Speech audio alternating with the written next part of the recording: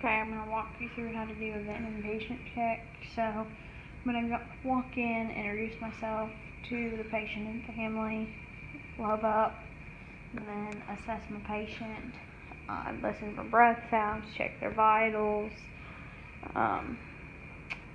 suction if they need to be suctioned, and then I'm going to check my vent. So with this paper, I would fill out the date, my time right there, my initials,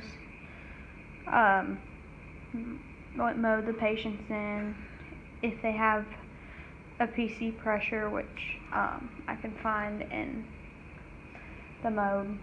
Let me close that and go in here. So I don't have anything set, so I can accept those. I didn't change anything. And then I would look at my machine tidal volume right here and write it down there. If the patient's breathing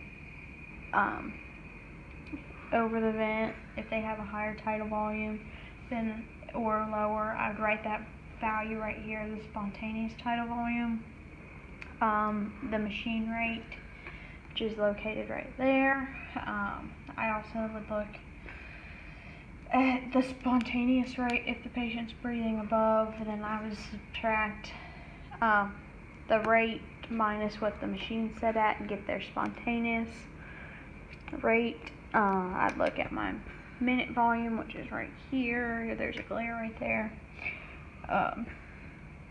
And then I would look at the FiO2, which is at the bottom.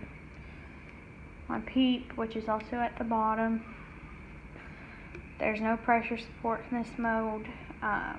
Peak pressures I find up here. Well, there's a glare right there, but right there. IE ratio, which is 1 to 1.4.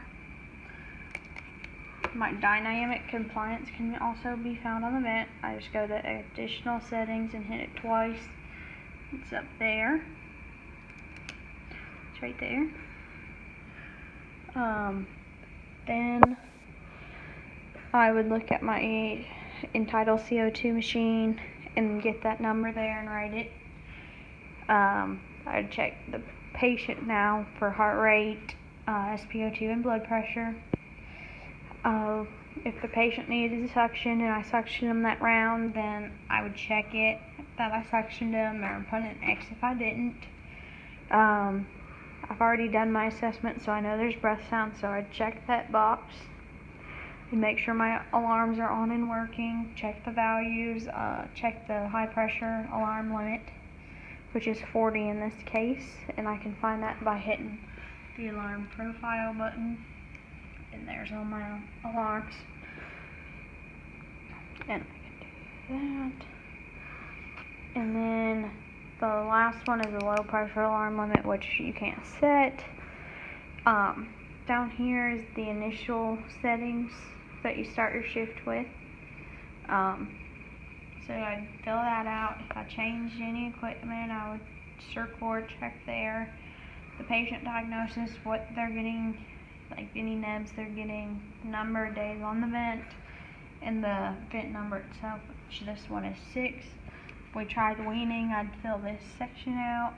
When I did my assessment, I'd look at ET tube size and level at the lip. Then here in this notes is just if you've made any changes throughout the day on FiO2, PEEP, anything. You would write it here. The doctors know to write it here if they've made any changes. You would date, what shift you're on, you would check, and then you would sign. And that's it.